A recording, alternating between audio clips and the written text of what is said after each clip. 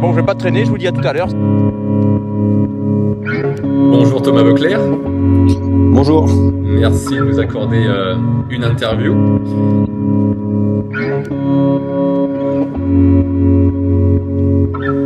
Vous êtes sélectionneur depuis 6 ans et demi. Jusqu'à quand? Non, ça passe si vite que ça. Non, juillet Ouais, ouais. 2019. Non, non. Non, 6 ans, 4 ans et demi, pardon, 4 ans et demi. Ouais, voilà. Autant pour moi.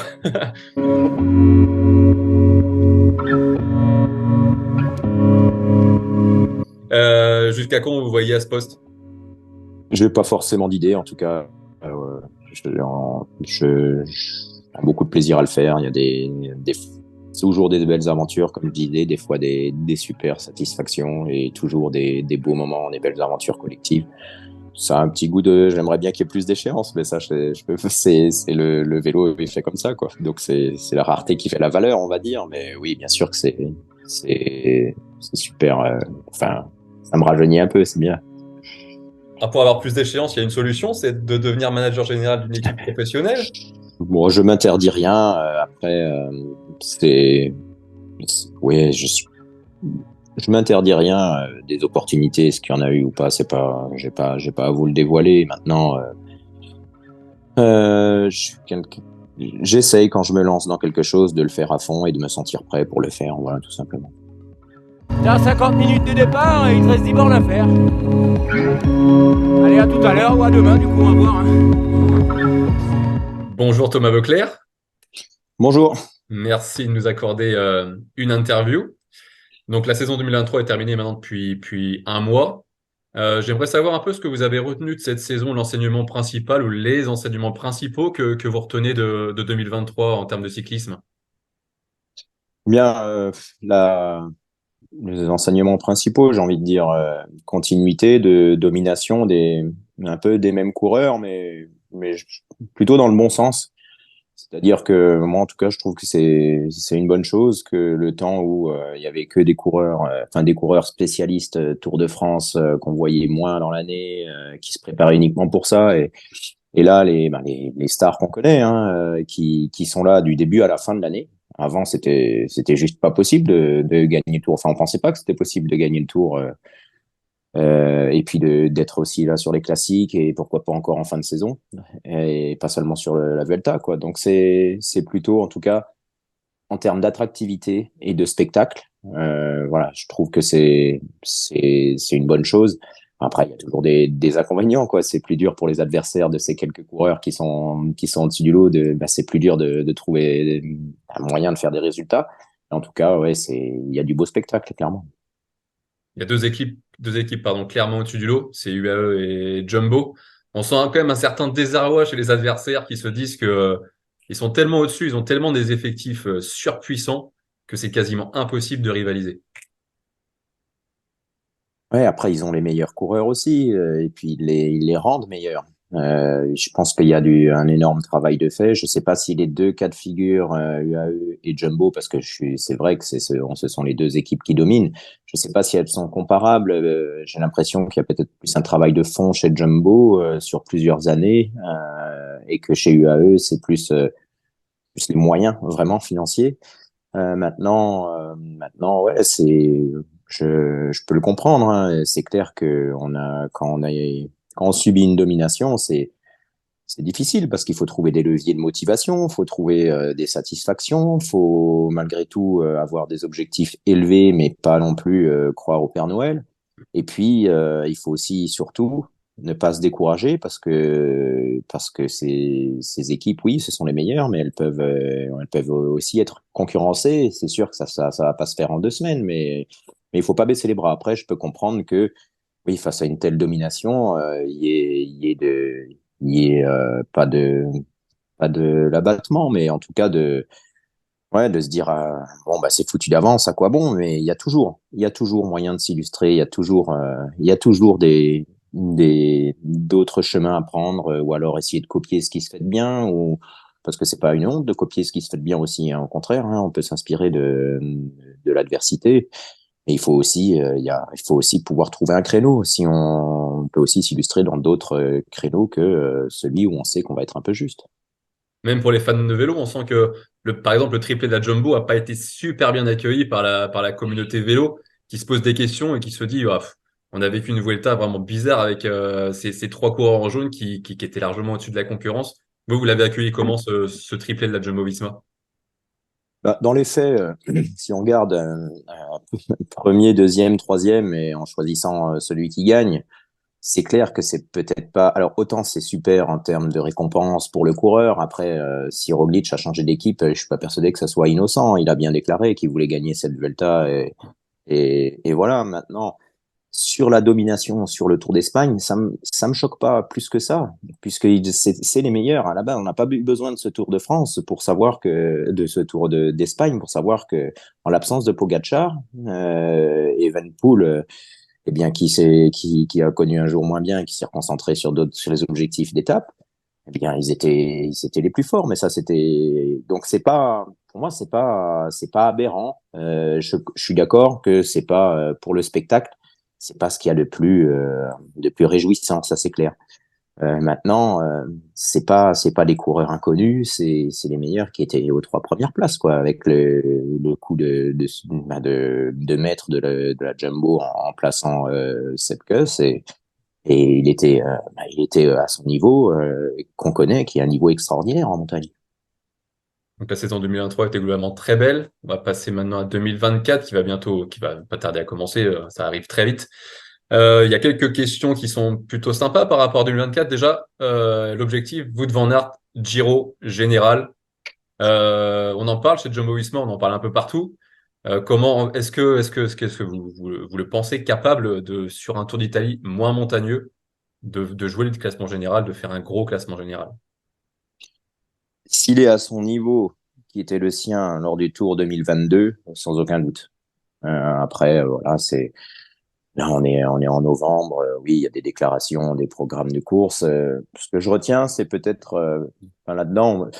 Je suis pas trop partisan. En général, je communique pas trop sur les. Enfin, maintenant, vous me demandez mon avis, je le donne.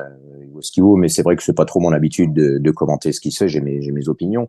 Je pense qu'on peut prendre ça comme un message où il a envie un peu de courir pour lui, quoi. Peut-être qu'il y a une petite frustration qui est née de ces dernières années, et puis qu'il a eu envie d'être lui aussi leader. Est-ce que le coup de cette queue à la Vuelta lui a pas dit, bah, si lui, il est équipier et qu'il peut gagner un grand tour, peut-être que moi, j'y ai droit aussi, quoi.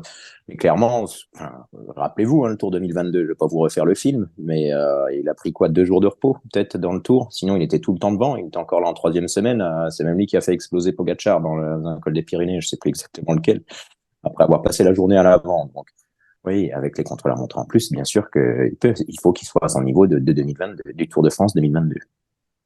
Et pour vous, c'est voilà, c'est Puis, ouais, il faut voir, pardon, qui sera en face de lui, quoi. c'est ça. Ouais. Mais voilà, sur sa capacité en contre-la-montre et sur ses capacités en montagne à 100%, oui, il est capable de faire comme faisait à l'époque un Miguel Indurain, par exemple, un garçon assez au gabarit assez Ah, imposant. vous n'allez pas comparer le panache de Wout van Aert Pourtant, Indurain, c'était mon idole, hein, quand j'ai commencé le vélo. J'avais ses posters dans la chambre. Mais c'est pas du tout la même façon de courir. Déjà, c'est plus le même vélo. Et puis, c'est pas du tout la même façon de courir. Non, non. Il a déjà démontré du panache qui est 100 fois supérieur à la stratégie de course qui était celle de la Benesteo à l'époque, qui était d'attendre en montagne et puis d'écraser les chronos, sachant qu'à l'époque, il y avait 2 chronos de 60 bornes au minimum sur le Tour de France. Donc, c'est juste pas comparable. Et justement, est-ce que ce panache, c'est pas le défaut de Van Aert? Ah. Oui, on a pu voir par exemple Van Der Poel qui a peut-être en 2023 eu moins de panache, mais quand il a attaqué, c'était au bon moment, quoi. Donc il s'est peut-être moins amusé, mais il a eu les. C'est vrai que ces coureurs Pogacar, Van Aert et je mettrais bien sûr pas Vingord en termes de panache. Il a beaucoup de panache, mais je veux dire dans ses attaques, hein, quand on se demande enfin, des fois les Wout Van Aert, Van Der Poel et Pogacar, on sentait que c'était pour s'amuser, que le résultat comptait peu, quoi. Enfin, on y va et puis on voit ce que ça donne et on essaye d'exploser tout le monde et puis on voit bien, quoi. On se fait plaisir. Donc, on peut dire que c'est un défaut, mais franchement, quand on voit alors oui, cette année, il a moins de victoires que l'année dernière, c'est clair. C'est vrai qu'il lui manque, par rapport au talent qu'il a, il lui manque peut-être des très grandes victoires qui vont arriver, hein. Mais c'est pas un défaut d'avoir du panache parce que c'est sa façon de courir. Il y en a un qui a déjà prouvé sur les grands tours qu'il était fort, c'est Remco Evenepoel. On a quand même quelques doutes sur Evenepoel. On ne sait pas trop par rapport à un Pogačar, par rapport à Vingegaard, s'il est capable de lutter sur un Tour de France, par exemple, avec ces deux gars-là. Il a montré des choses qui peuvent être inquiétantes. Bon, oui, enfin, je crois qu'il faut qu'on attende de voir la confrontation. Si on y a droit en juillet, on aura une première réponse, sachant que le Tour de France 2024, certes, ça ne veut pas dire que s'il est battu là, il pourra pas la gagner par la suite, hein. Il est encore jeune. En tout cas, moi, j'avais des doutes il y a 2, 3 ans sur ses capacités en haute montagne, mais il s'est beaucoup affiné au niveau physique. Il travaille énormément. Donc, voilà. Bon, c'est seulement lorsqu'ils seront confrontés qu'on pourra voir, hein. Après, il faut voir en termes de un grand tour, ça se gagne pas tout seul. Donc, en termes de collectif, c'est tout aussi important que l'état de forme du leader, quoi. Mais pour vous, voilà, il y a aucune inquiétude par rapport à Evenepoel et sa capacité à mater Pogačar et Vingegaard en haute montagne au-dessus de 2000 mètres. Ah non, c'est pas ce que j'ai dit. J'ai dit qu'on allait attendre de voir. Mon ressenti perso, c'est que je pense que avec la répétition au-dessus avec la Jumbo cette année, ils ont couru pour Isée Pogačar. C'était une stratégie, c'était voyant. Quand ils roulaient, c'était pas pour empêcher les échappés de se développer en montagne. C'était pour fatiguer tout au long des 3 semaines Pogačar. Donc, ils savent très bien ce qu'ils font en tout cas sur les 2 dernières années, l'avantage est clairement à Vingegaard sur l'enchaînement des très hauts cols. Julien Lafilippe, 2 années très compliquées après des années.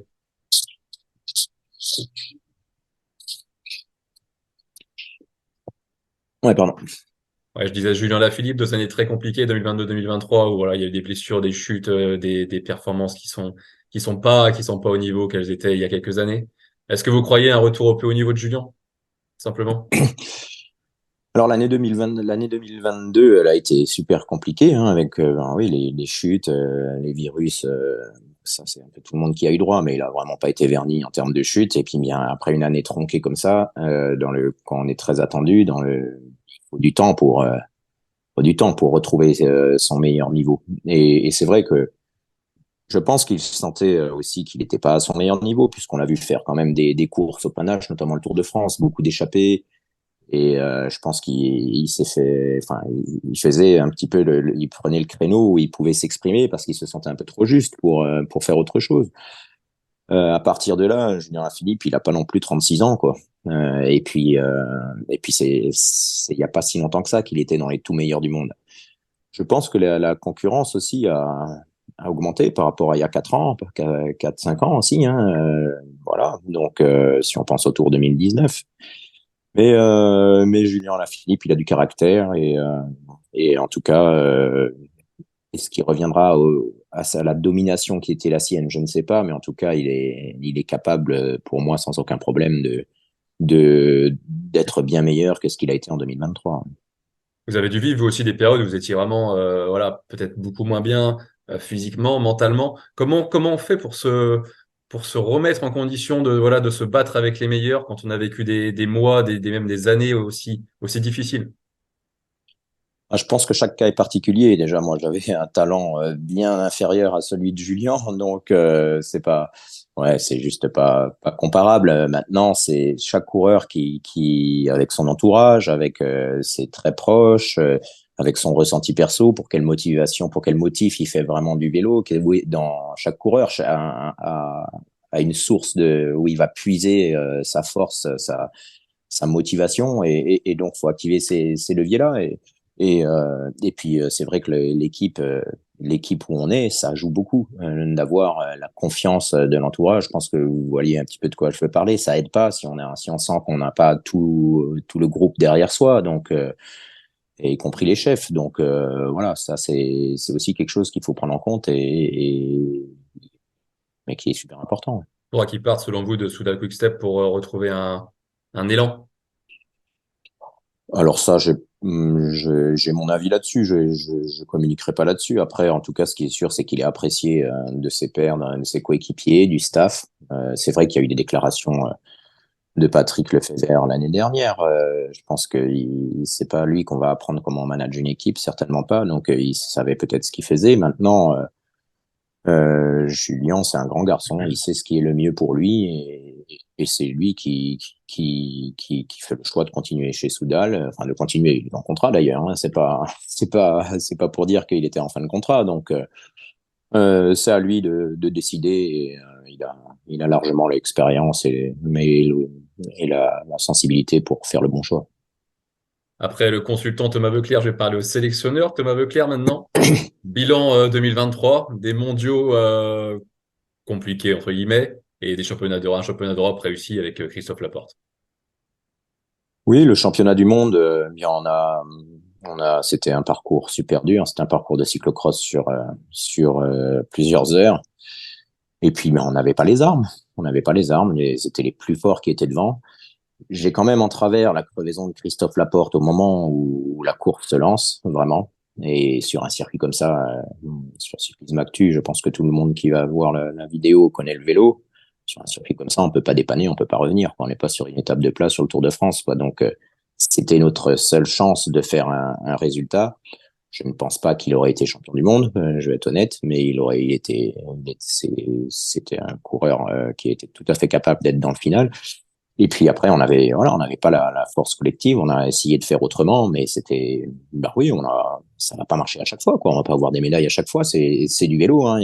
Je dis souvent, hein, c'est pas du tennis ou un autre sport où il y a un vainqueur, un perdant. Il y a un vainqueur et il y a un classement. Donc après, oui, je crois que c'est Valentin Madouas qui fait 15e, mais en fait, en fin de compte, la place, je m'en fiche un peu, quoi. Je suis content de la manière dont les gars ont abordé l'événement. Après, oui, on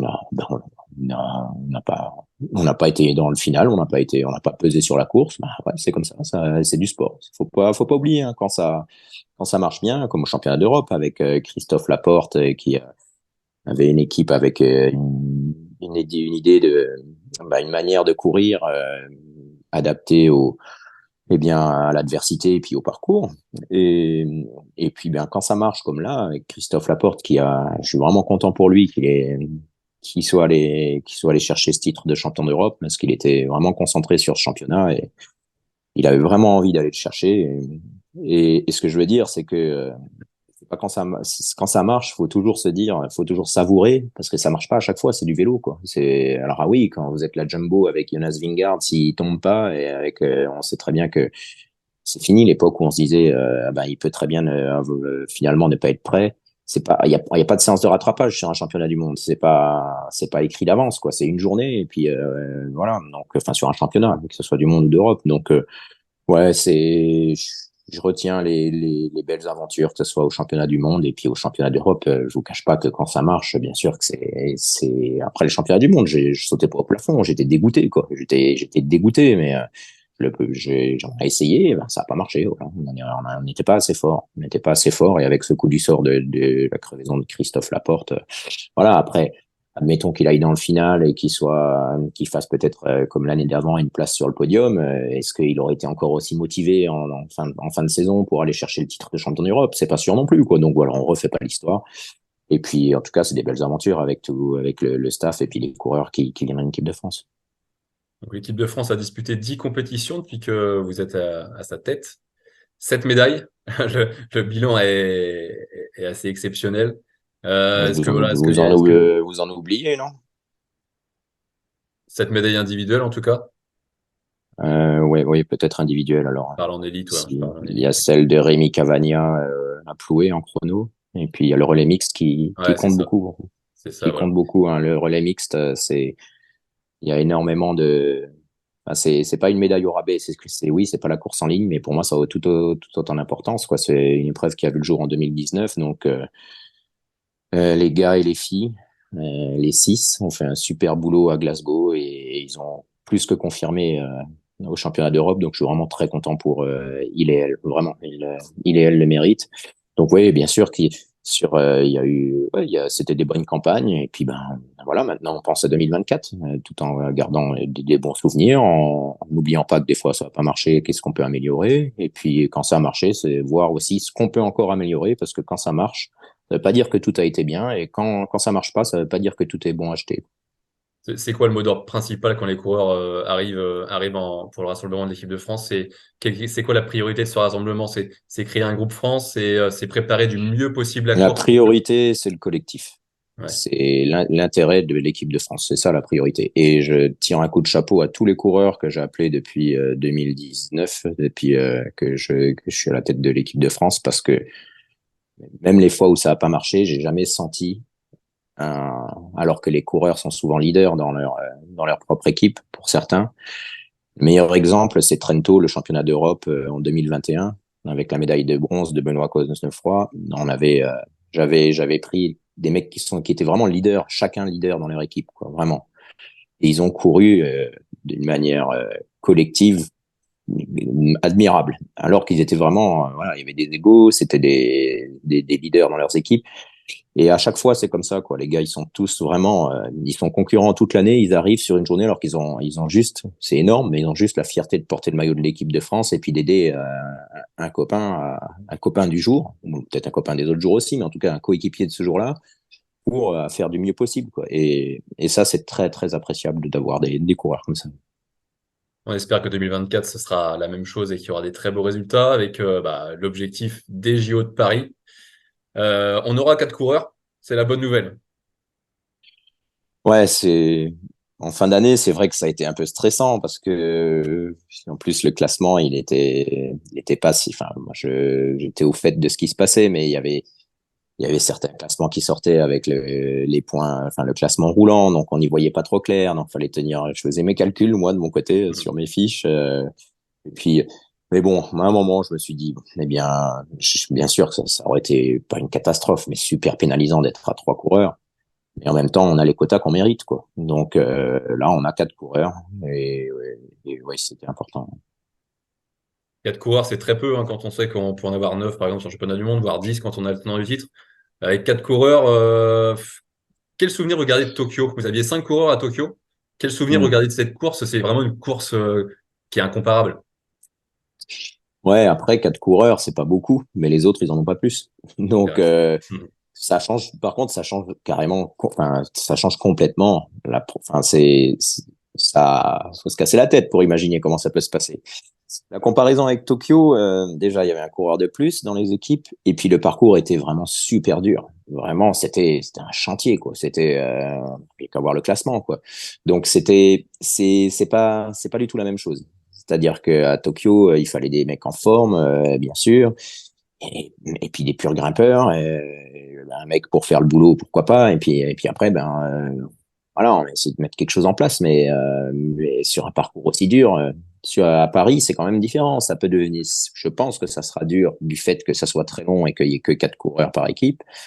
Et malgré tout, celui qui peut me donner le scénario aujourd'hui, voilà, c'est pas si facile, quoi. Maintenant, je trouve ça pas trop mal enfin, je trouve même ça bien qu'il y ait un côté différent pour les JO, quoi. C'est quand même une course à part. Ça me gêne pas. Après, j'espère que ça va être bien pour nous. On va voir, mais c'est clair que ouais, c'est super important. Ce parcours, il est pour quel type de coureur? Plutôt des sprinters punchers, des punchers? Quand vous voyez le niveau de Philipsen quand il est en forme, c'est pas un problème, quoi. Alors après, c'est toujours pareil. Ça dépend comment ça va courir. Ça dépend. Vraiment, il y a, ouais, un sprinter peut être champion olympique et un puncher peut également être champion olympique. Ça va dépendre de la manière dont ça court. Mais c'est vrai que c'est quand même la distance joue beaucoup, hein. Bon, j'imagine que vous pensez beaucoup à ces JO. Est-ce qu'il y a déjà peut-être pas un quatuor qui se détache, mais des coureurs qui se détachent pour porter le maillot bleu durant ces Jeux Olympiques? Oui, évidemment Les candidats sont que nombreux, en tout cas. ouais, ouais, heureusement, on est en France. Heureusement C'est que ça. les mecs viennent pas à reculons, quoi. J'espère bien qu'il y en a plein qui ont envie de faire les JO. Ça changera de Tokyo. Euh, ouais, Tokyo, il y avait de la volonté aussi. Il y avait Julien qui voulait pas venir parce il venait d'être papa et là, il sentait qu'il avait besoin. Donc ça se respecte. Après, sinon, à Paris, bien sûr que j'avance de mon côté déjà, mais c'est quand même, le vélo, c'est quand même un sport où il faut savoir être patient parce il peut se passer beaucoup de choses en quelques mois, dans des mauvaises choses, des chutes, des méformes. Et puis il peut y avoir des très belles choses aussi, des révélations, des confirmations, des affirmations. Donc voilà, oui, bien sûr que j'ai des choses en tête, j'ai des noms en tête, des scénarios de course en tête, mais il y a encore du temps d'ici là. Mais c'est quand même un objectif on vient pas juste pour représenter la France, on vient pour essayer de ramener le meilleur résultat possible. Donc c'était une date particulière, la course en ligne est 2 semaines après à l'arrivée des Champs-Élysées, enfin 13 jours après. Donc c'est pas quelque chose non plus qu'on peut décider voilà juste avant en se disant bah tiens je vais aller et puis on verra bien ce que ça donne, je marche bien, on verra quoi. Ça faut le savoir, enfin faut le préparer, et avoir, si on a une chance d'y aller et l'avoir en tête plusieurs mois avant. Justement, vous parliez du Tour. Pour vous, c'est mieux de faire le Tour ou c'est pas conseillé de faire le Tour avant ces JO? Bon, j'ai mon idée là-dessus, ça dépend des coureurs, ça dépend du profil des coureurs, ça dépend de pas mal de choses. Donc ouais, j'ai mon idée là-dessus, après je la garde pour moi. Hmm. Vous êtes sélectionneur depuis 6 ans et demi. Jusqu'à Non, quand? ça passe si vite que ça. Non, juillet Ouais, ouais. 2019. Non, non. Non, 6 ans, 4 ans et demi, pardon, 4 ans et demi. Ouais, voilà. Oui, autant pour moi. Jusqu'à quand vous voyez à ce poste? Est-ce que vous avez une idée de... J'ai pas forcément d'idée, en tout cas. Je prends beaucoup de plaisir à le faire. Il y a c'est toujours des belles aventures, comme je disais, des fois des super satisfactions et toujours des beaux moments, des belles aventures collectives. Donc, je m'interdis rien pour l'avenir, mais je suis motivé un bloc dans ce rôle, dans les prochains temps.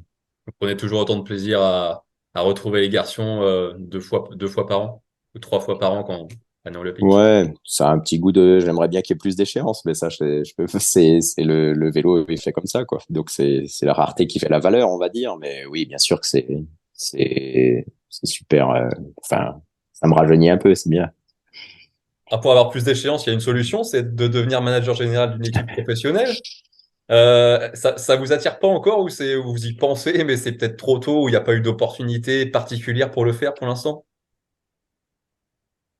Bon, je m'interdis rien. Après, c'est, ouais, je m'interdis rien. Des opportunités, est-ce qu'il y en a eu ou pas, c'est pas, j'ai pas à vous le dévoiler. Maintenant, je suis j'essaye quand je me lance dans quelque chose de le faire à fond et de me sentir prêt pour le faire. Voilà, tout simplement. Donc c'est pas voilà, c'est quelque chose qui est imaginable, mais pour l'instant c'est pas dans votre tête, c'est focus équipe de France et on pense qu'à l'équipe de France. Ouais, là, il y a de quoi penser là pour 2024 avec l'équipe de France. Et pour finir, un petit mot sur votre équipe de toujours, la Total Energy. Qu'est-ce que vous pensez de son évolution, voilà, de ses performances, qu'est-ce que vous avez pensé de la Total Energy de 2023, 2022?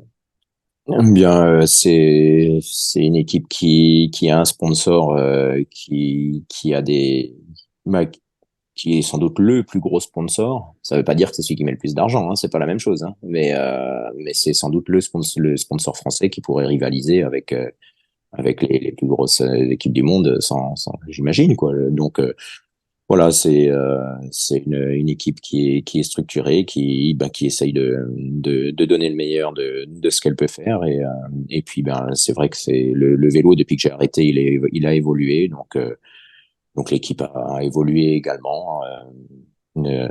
Après, est-ce que c'est bien, est-ce que c'est moins bien que prévu, est-ce que c'est super, est-ce que c'est pas assez bien, c'est pas à moi c'est pas à moi je suis dans mes fonctions, j'ai pas à juger de les, voilà, du rendement d'une équipe ou pas, de savoir si ça me plaît ou pas, c'est pas important en fait. Merci Thomas Vauclair pour cette interview pour Voilà. Cyclisme Actu. Merci beaucoup.